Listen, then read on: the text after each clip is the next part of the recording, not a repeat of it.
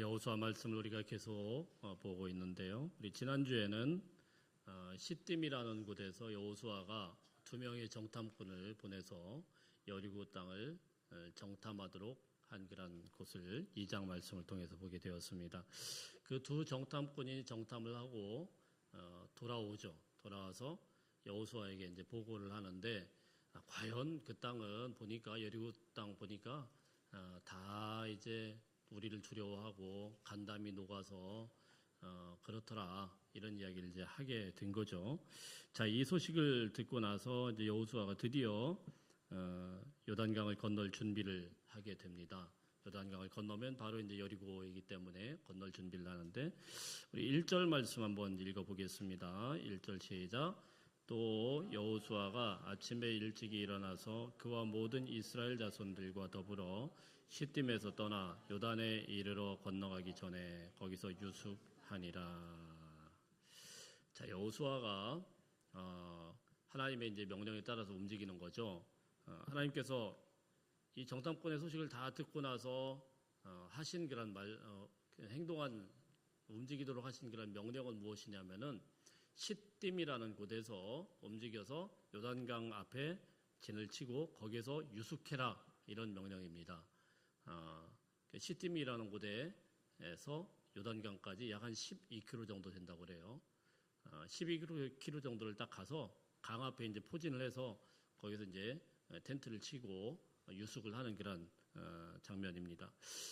자, 그런데 사실 이 기간이 거기서 이제 지내는 기간이 사흘인데, 사흘 동안에 유숙해서 그냥 그 자리에 있는 건데요. 이 사흘 동안의 시간이 사실은 만만치 않은 시간입니다. 왜 그러냐면은 여호수아 오늘 3장 15절 말씀에 보니까 뭐라고 되어 있냐면은 이 당시에 계절이 어떤 계절이냐? 곡식을 거두는 시기다. 곡식을 거두는 시기 한 3, 4월 정도로 봅니다. 우리나라는 3, 4월이면 꽃 피는 춘, 3월, 봄이니까 뭐 봄이 왔네 뭐 이래가지고 이제 겨울이 지났구나 이렇게 생각하지만, 유대 나라의 3, 4월은 좀 다릅니다. 3, 4월이 겨울이에요. 그리고 굳이 뭐 겨울과 우리나라 같은 한겨울은 아니어도 하여튼 그 3, 4월이 겨울이라고 보면 됩니다. 그리고 우기철입니다. 저희 나라처럼 사계절이 뚜렷해가지고 비도 왔다가 안 왔다가 비도 왔다 갔다 하는 이런 게 아니고 건기와 우기로 나뉘어 있는 거예요. 건기에는 비가 한 방울도 안 와요. 우기철에 집중적으로 비가 계속 내리는데 그게 3, 4월입니다. 그래서 오늘 여호수아 3장 15절 말씀에 보면은 곡식 거두는 시기에는 항상 언덕에 넘치더라. 요단강이 언덕에 넘치더라. 이렇게 설명을 하고 있습니다. 왜 이런 설명이 좀 필요하냐면은, 저희가 이제 이스라엘에 가보면 요단강을 보면서 깜짝 놀래요. 왜 깜짝 놀라냐면은, 이 사진 좀 한번 보실까요? 이게 이제 저기 큰 거, 파란 거 사이에서 이렇게 조그만하게 흘러가는 갈릴리 바다서부터 조그만하게 흘러가는 거기가 요단강이거든요. 넓을까요? 좁을까요? 다음 사진 한번 주세요. 요단강이 어떻게 하면 조만해요. 저게 강해요. 제일 넓어봤자 저게 예수님의 세례터인데, 밑에 있는 게 세례터인데, 저 정도예요. 만만하죠? 저걸 지금 건넜다고 하는 건데, 건기철에는 저래요. 건기철에는 저래가지고, 그냥 걸어가면 됩니다. 저거 기껏해봐야 한 1m밖에 안 되고, 저는 거기 직접 들어가 보진 않았지만, 들어가 보신 우리 선배 목사님들 얘기를 들어보면은, 거기 좀 진흙탕이고, 메기들이 왔다 갔다 한대요. 예, 그냥 더러워요. 물이 저렇게 깨끗하게 찍었는지 깨끗하지 않습니다. 그런데, 저런 강인데, 강이라고 하기도 좀 그렇죠. 저희 나라로 치면 무슨 연곡천만도 못하는 조그마한 거죠. 근데 이제 우기철이 되면 어떻게 되냐면은, 비는 계속 내리고요. 그리고 이제 헤르몬산에 있는 만년설이 그때 이제 집중적으로 녹아내요. 한 3, 4월 되면 막 녹아가지고 그 물까지 같이 옵니다. 그래가지고 이게 물이 합쳐져요. 갈릴리 바다가 그때 이제 최고의 수위를 올라가면서 계속 이제 내려가는 겁니다. 그렇게 되면은 어떻게 되냐면은 이 요단강이 막 넘쳐 흘러요. 넘쳐 흐르면서 쉽게 얘기해서 이렇게 생각하시면 될 것 같아요. 저희 나라에 계곡 같은데 여름에 갈 때 물놀이 조심하라고 하죠. 언제 조심합니까? 집중호우가 있을 때 조심하라고 하죠. 자, 딱 그거 생각하시면 될 것 같아요. 예. 집중호우가 막 발생을 하면은 뭐 갑자기 계곡물이 불어나면은 원래는 그냥 짤막짤막하게 다 건너가고 막 이렇게 물장구 치던 데가 큰일 나죠. 급류를 타면서 막 이렇게 굉장히 물살도 세고 이렇게 되니까 그래서 요단강이 그때쯤 되면은 다 차 오르면은 한 3, 4m 정도 깊이까지 들어간대요.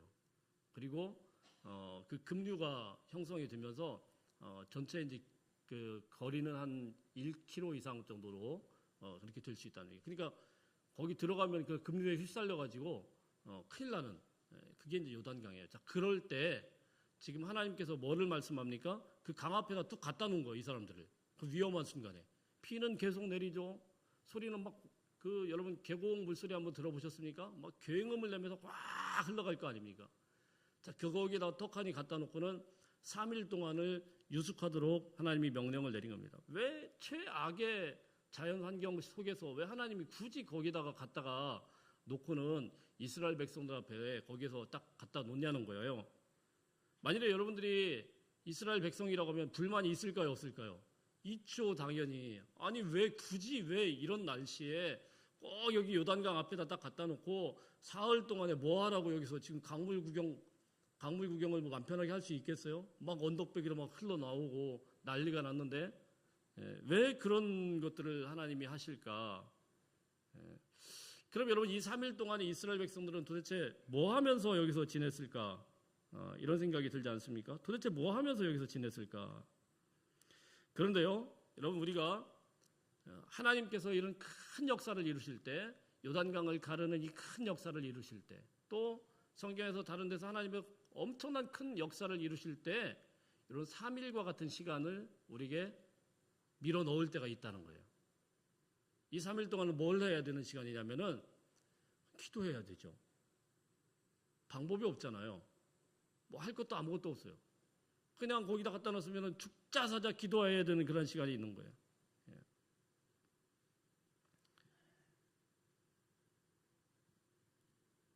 그러니까 여러분 우리가 성경을 가만 보다 보면은요 이런 시간들이 우리에게 있어요. 가끔 꼼짝달싹 못하고 요단강이 앞에 흘러가고 딱 거기에 야영하고 딱 갇혀야 되는 그런 시간.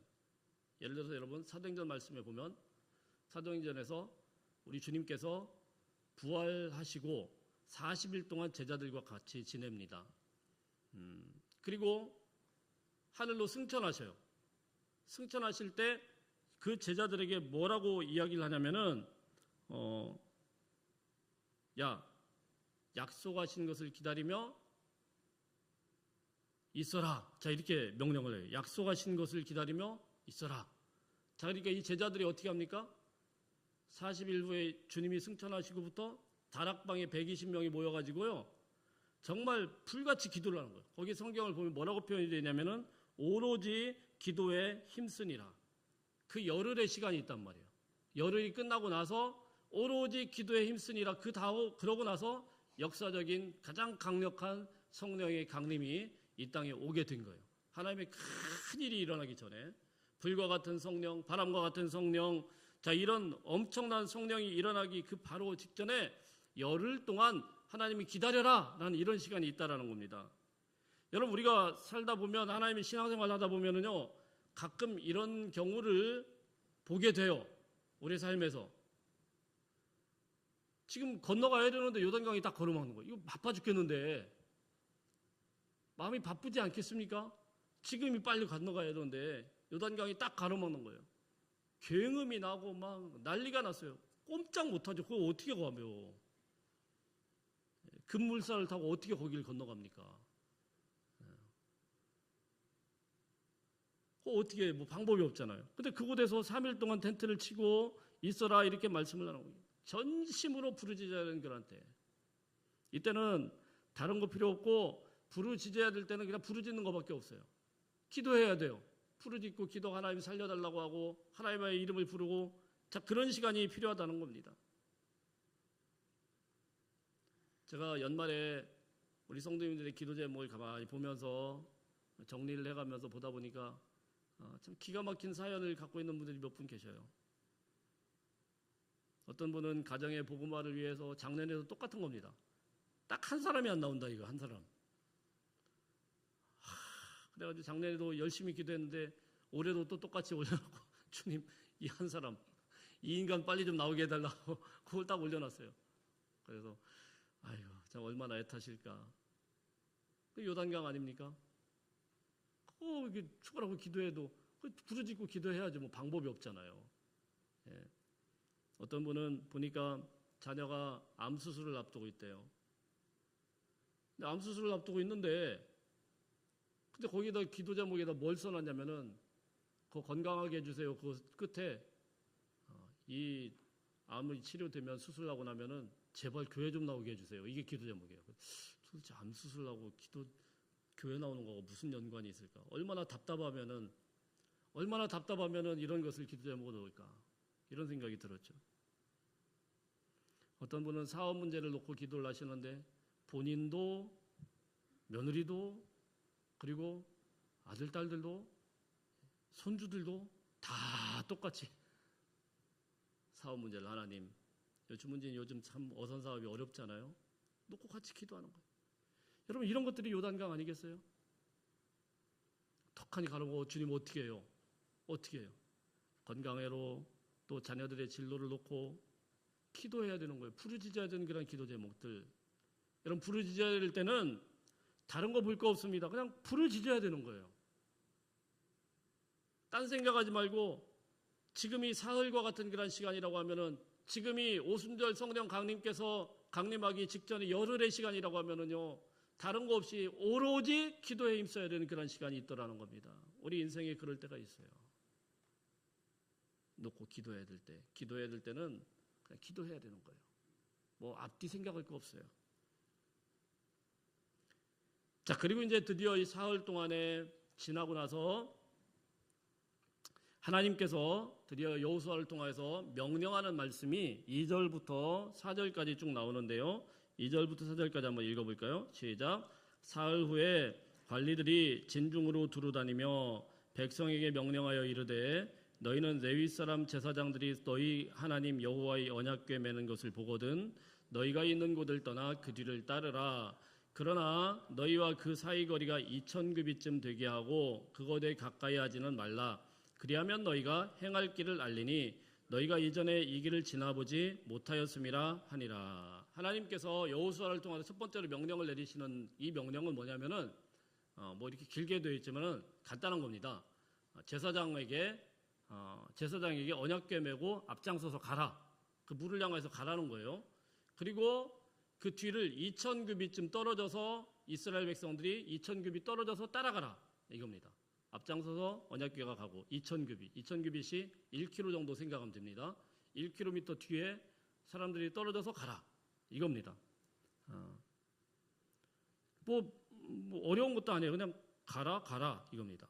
언약궤가 보이면 너희는 2000규빗쯤 떨어져서 그냥 따라가라. 무슨 말씀일까요? 언약궤라는 것은 하나님께서 친필로 쓰신 십계명 두 돌판이 있는 게 언약궤 아니겠습니까? 오늘로 치면 말씀이죠. 하나님의 말씀을 앞장 세우고 따라가라는 거예요. 하나님의 말씀을 앞장 세우고 그냥 따라가라는 거예요. 여러분, 이럴 때 얼마나 많은 생각이 있겠어요.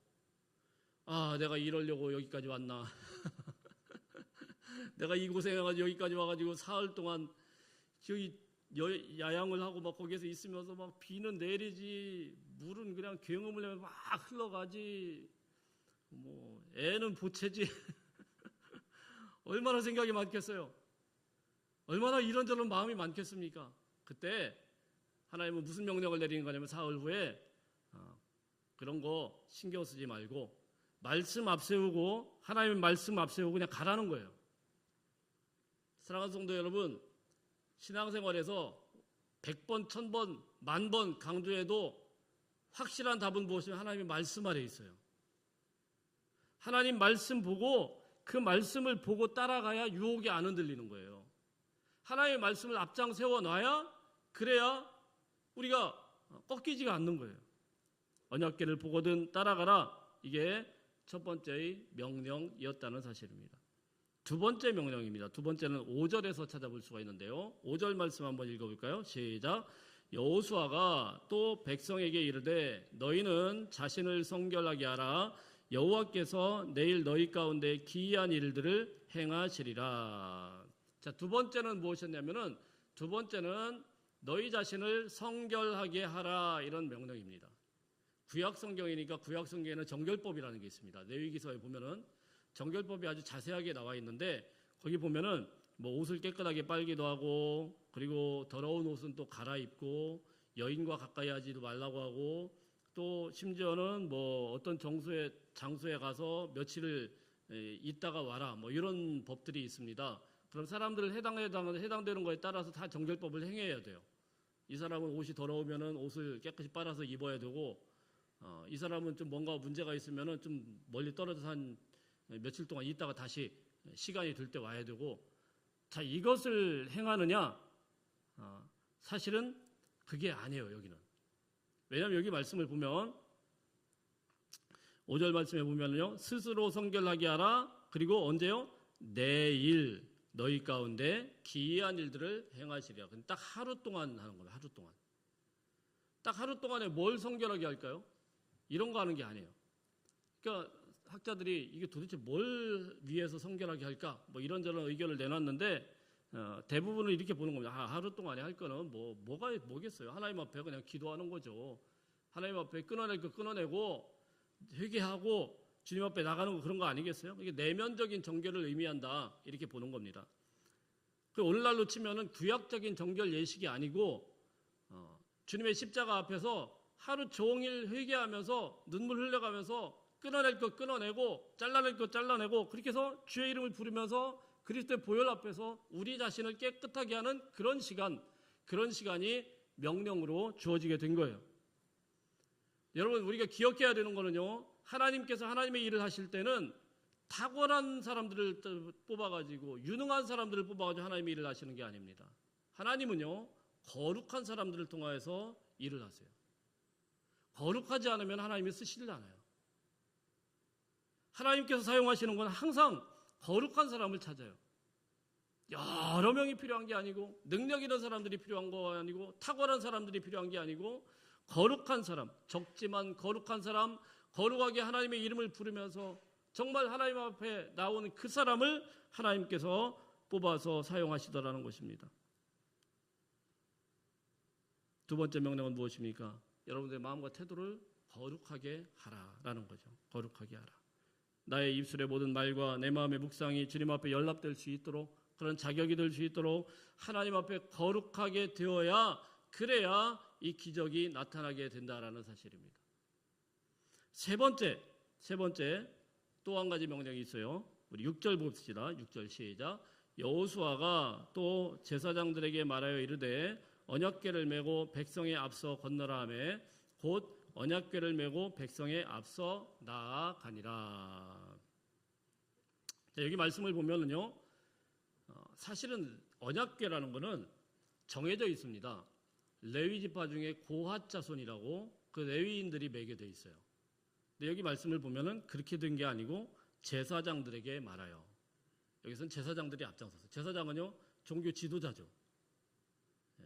종교 지도자로서 이 사람들이 맨 앞에 앞장서 가지고 언약궤를 메고 앞에 나가는 겁니다.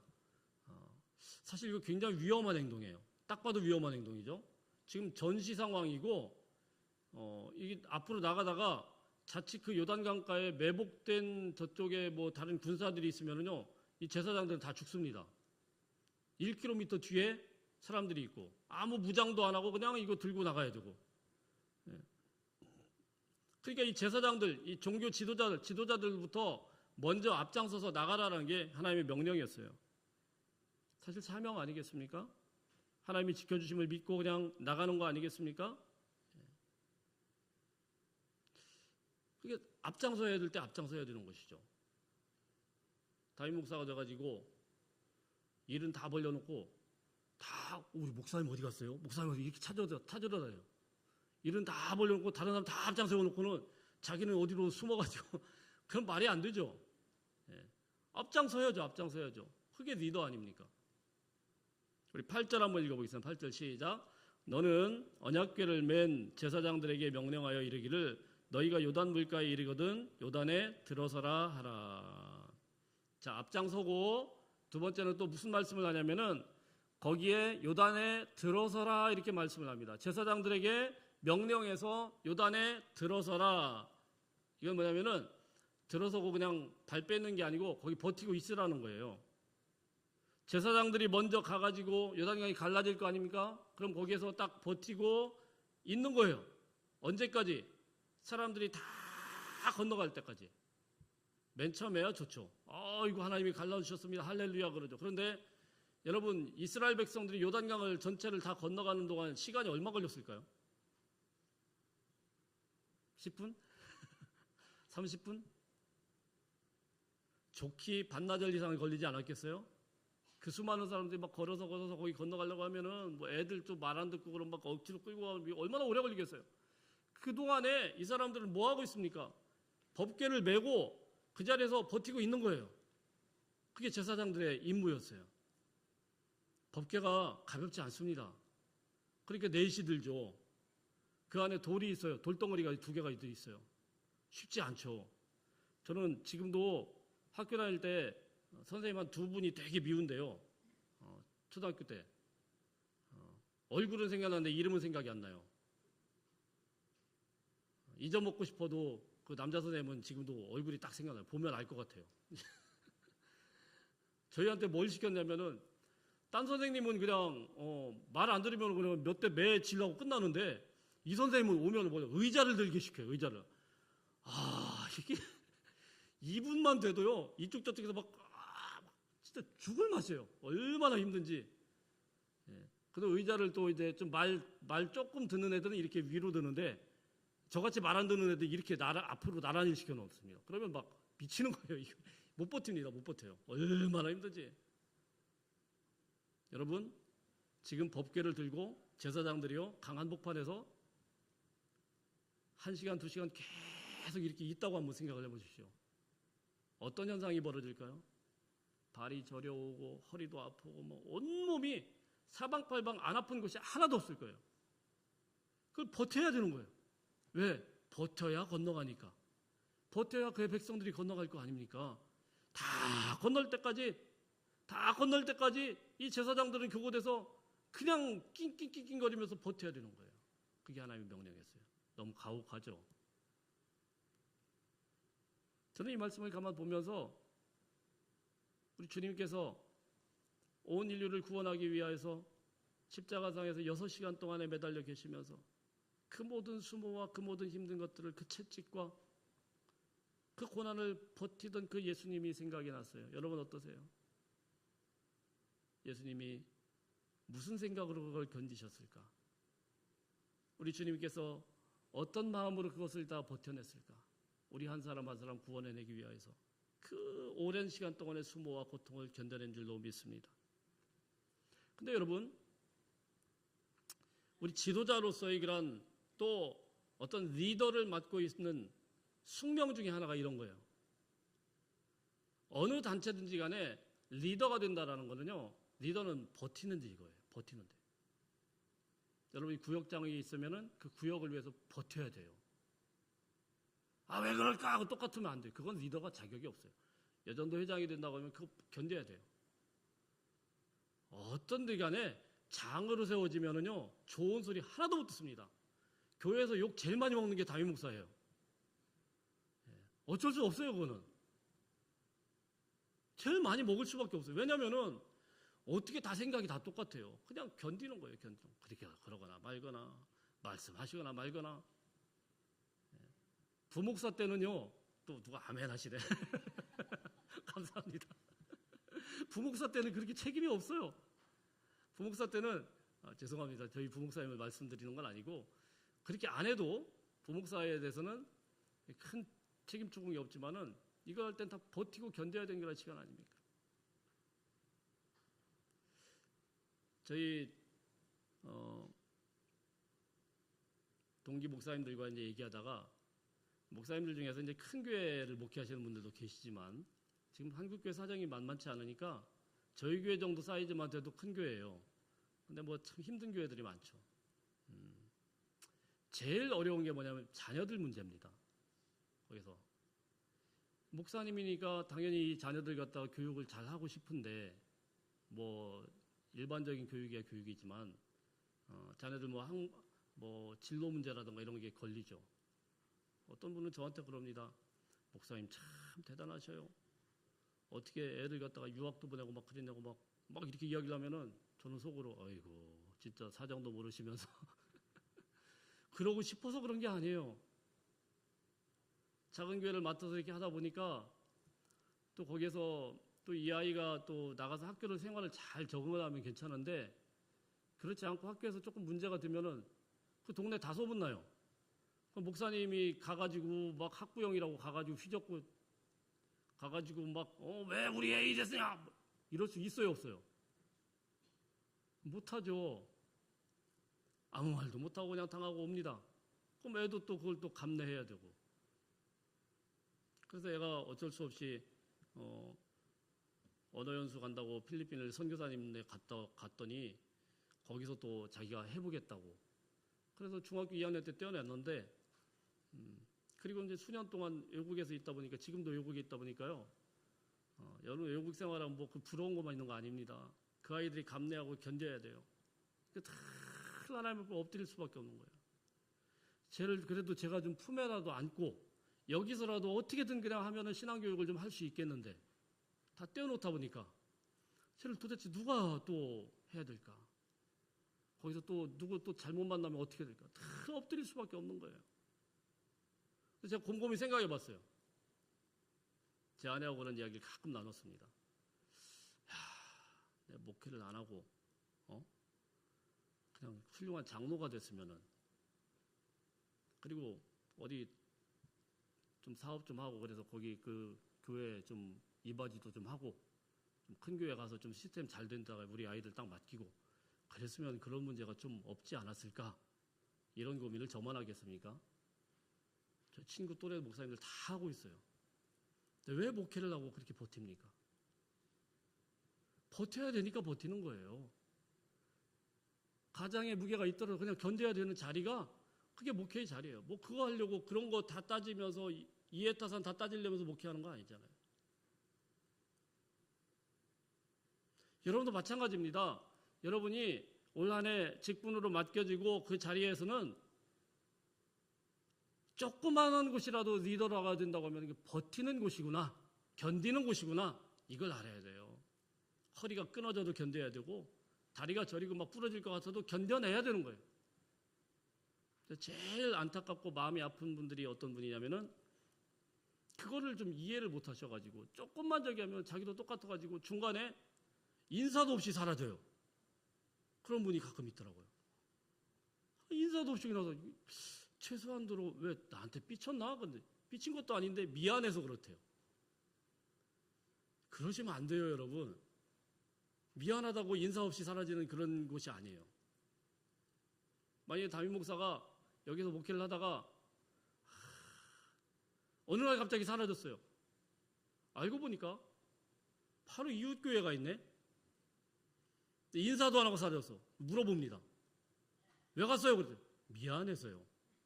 이런 말이 돼요, 안 돼요? 말이 안 되죠. 절대로. 담임 목사도 마찬가지고 여러분들도 하나님께서 맡겨주신 직분이라고 하면은요, 그러지면 안 되는 거예요. 어떻게든 거기를 견뎌내야 되는 거예요. 만일에 못 견딜 것 같으면 그러면 다시 상의를 해서 그 다음에 충분히 그 기관이 갈 수 있도록. 근데 어쨌든 기본적으로 우리가 견뎌야 됩니다. 그런 의미에서 지금 1월 달이 지나가기 전에 새로 직분을 맡으신 분들 어렵고 힘든 그런 길이지만 올 한 해 끝까지 견뎌나가고 이겨낼 수 있는 귀한 하나님의 사람들 다 되시기를 주의 이름으로 축복합니다. 옆 사람에게 한번 인사하십시다. 버팁시다. 버텨야 돼요. 버텨야 돼요. 어쨌든 버텨야 돼요. 자, 오늘 마지막으로 우리 하나만 더 생각할 거는요. 13절 말씀 보겠습니다. 13절 시작. 온 땅의 주 여호와의 궤를 맨 제사장들의 발바닥이 요단물을 밟고 멈추면 요단물 곧 위에서부터 흘러내리던 물이 끊어지고 한 곳에 쌓여 서리라. 하나님은 요단강을 싹 갈라주고는 가라고 한 게 아니고 무슨 말씀을 하냐면은 제사장들이 발바닥이 요단강을 밟고 멈추면 이렇게 이야기합니다. 밟고 멈춘다라는 게 물 위에 공중에 떠 있는 게 아니잖아요. 어디에 멈추라는 거예요? 발이 잘박잘박할 때 그냥 발을 한 걸음 딱 내딛고 요단강 물을 딱 밟으면, 그러면 그 다음부터 어떻게 하죠? 강을 다 갈라주는 거는 하나님이 하겠다라는 약속이에요. 하나님은 우리에게 말씀하실 때 우리가 불가능한 것을 요구하는 게 아닙니다. 하나님께서 우리에게 믿음을 요구하실 때는 현실적으로 도무지 불가능한 것들 갖다 우리에게 요구하는 게 아니에요. 그런 수준으로 우리에게 말씀하시는 적 한 번도 없어요. 요단강을 밟고 거기에 서면, 이거 어려워요? 어렵지 않죠? 수영 못하는 사람도 가서 그냥 서 있으면 되죠. 그러면 어떻게 됩니까? 강물이 갈라질 거나요? 근데 어렵지 않은데 이 작은 것에도 뭐가 필요하냐면 믿음이 필요한 거예요. 믿음이 필요하고 순종이 필요한 거예요. 밟으라고 그랬는데 그걸 내가 왜 하냐고, 진짜 지금 그럴 때냐고 이러기 시작하면 밟아요, 못 밟아요. 하나님 뜻 그거 맞냐고 막 이렇게 따지기 시작하면 그거 못하는 거예요. 쉬운데 그걸 못하는 게 굉장히 많아요. 민수기 21장 말씀에 보면은요, 이스라엘 백성들이 홍해길을 가다가 에돔의 땅에 들어가야 되는 그런 상황이에요. 그런데 이스라엘 백성들이 막 불평하기 시작합니다. 막 불평해요. 아니 왜 우리를 애굽에서 끌고 와가지고 이 광야에서 다 죽게 하느냐? 그래서 막 왜 우리에게는 이런 막 만나 같은 거, 이런 가시 같은 것만 주냐? 막 던져가면서 얘기하고, 진짜. 왜 하나님이 줘도 저렇게 불평을 할까? 저는 그게 아니고 그 이스라엘 백성들이 너무 이해가 돼요. 생각을 해보세요.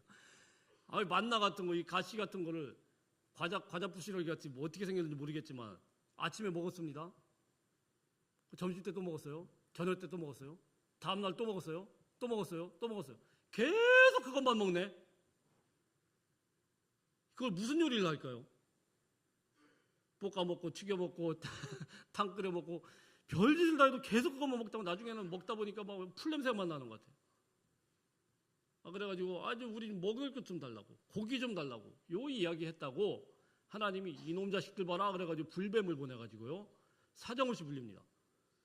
그래가지고 굉장히 좀 황당한 사건이죠. 그거 말 한 번이 했다고 음식 투정 잘못했다고 뱀에 물려가지고 죽게 생긴 거예요. 그래 다 뱀에 물려가지고 뚱뚱 불어가면서 이쪽 저쪽에서 울고 불고 하면서 하나님도 너무 심하시네, 이런다고 뱀을 보내면 어떡하냐, 나 다 죽겠다 막 이러고 있는데 하나님께서 무슨 말씀을 하시냐면은 다 아시죠? 놋뱀 만들어, 장대에다가 놋으로 뱀을 하나 만들어 놓고 다 꽂아 놓습니다. 그리고 저거 보면 산다 이거 합니다. 보면 산다. 여러분 이렇게 고개 돌려도 보는 거 어려워요, 쉬워요? 그게 왜 어려워요? 그냥 보기만 하면 되는데, 뭐냐면은 놋뱀 한번 쳐다보기만 하면 산다고 주님이 분명히 말씀했는데 어려운 거 요구한 거 아니에요. 뱀에 물렸지만 보면 산다. 근데 안 봐요. 뭔 배짱인지 안 봐요. 그러다 죽은 거예요. 하나님께서 우리에게 요구하시는 말씀은, 요구하시는 게 믿음은요, 대단한 믿음을 요구하는 거 아닙니다. 우리 흔히 막 100배의 믿음을 주옵소서, 100배, 내가 믿음이 작아서 그런 것 같다 막 이렇게 생각을 하는데, 그렇게 100배의 믿음, 엄청난 믿음을 요구하시지 않아요. 내가 있는 자리에서 그냥 발바닥으로 밟고 있으라는 겁니다. 그냥 돌려서 보라는 거예요. 그 정도예요. 더 이상도 아니에요. 그것만 하면, 그러면은 하나님의 기적은 그 정도 순종만 하면 요단강 가르는 건 내가 다 해줄게. 할렐루야. 그냥 돌려만 보면 너 살 수 있어, 이거예요. 어렵지 않은 건데, 그런데 쳐다보면 살리라 그러는데 이런 작은 순종을 우리가 너무 쉽게 생각하고 다 무시하는 겁니다. 이게 무슨 기적을 일으키겠어? 이까짓 게 뭐가 되겠어? 여러분의 일상의 자리자리에서 하나님의 말씀 앞에서 겸허하게 우리를 들여다보면서 매일매일 조그마한 그런 순종이라도 해내면은 여러분 그것은 그 발걸음을 딛는 그 순간에 여러분의 삶에 놀라운 기적이 나타나는 줄 믿으시길 바랍니다. 가로막고 있던 요단강이 갈라지는 가장 중요한 키포인트는 무엇이냐면 이 발걸음이었어요. 가서 발을 딛고 서라. 그래서 딱 딛고 서니까 어떤 일이 발생하냐면 17절 말씀에 보면은 그 사르단에서 아담성읍 변두리까지 이게 쫙 갈라졌대요. 강물이 그 엄청난 계곡에 흐르던 그 물이 쫙 갈라졌어요. 이게 어느 정도 거리냐면 20km 정도입니다. 20km 정도가 쫙 갈라져요. 이 갈라지게 되는 결정적인 계기가 뭐예요? 발 딛고 섰더니 그것도 갈라지는 건 하나님이 다 하신다는 거예요. 성도 여러분, 요단강은 이렇게 갈라지게 되었습니다. 말씀을 정리하면서 사랑하는 성도 여러분, 여러분 앞에 가로막고 있는 요단강이 있습니까? 요단강물 앞에서 하나님께서 3일간의 유영을 하면서 눈물의 기도의 시간을 보내도록 했습니다. 하나님 앞에 눈물을 흘리면서 무릎 꿇고 기도할 수 있는 은혜가 있기를 주의 이름으로 축복합니다. 두 번째는 무엇입니까? 성결해야 되는 거예요. 거룩하지 않으면 기적이 나타나지 않아요. 거룩하라. 끊어낼 것 끊어내고 우리 자신을 들여다보면서 거룩한 그릇이 되도록 스스로를 돌아보면서 주의 보혈 앞에서 다 끊어내고 잘라내고 그렇게 거룩한 그릇이 돼야 하나님의 기적을 체험하게 되는 겁니다. 마지막으로 무엇입니까? 하나님이 말씀하신 그런 말씀에 큰 거 아닙니다. 작은 것이라도 그 믿음에 순종할 때 언약궤가 앞장서라고 하면 그냥 잔말 말고 앞장서고 따라가라고 하면 따라가고 발 담그라고 하면 담그고 딴 생각하지 말고 그냥 하라고 하면 하는 거, 우리가 할 수 있는 거 하는 거. 자, 그렇게 되었을 때 20km나 되는 강물이 쫙 갈라지게 되는 은혜가 있은 줄로 믿습니다. 여러분의 자리에서 올 한 해 최선을 다해서 충성하고 하나님의 은혜를 구하면서 강물이 갈라지는 것 같은 그런 기적들이 나타나는 은혜가 있기를 주의 이름으로 축복합니다. 우리 기도하겠습니다.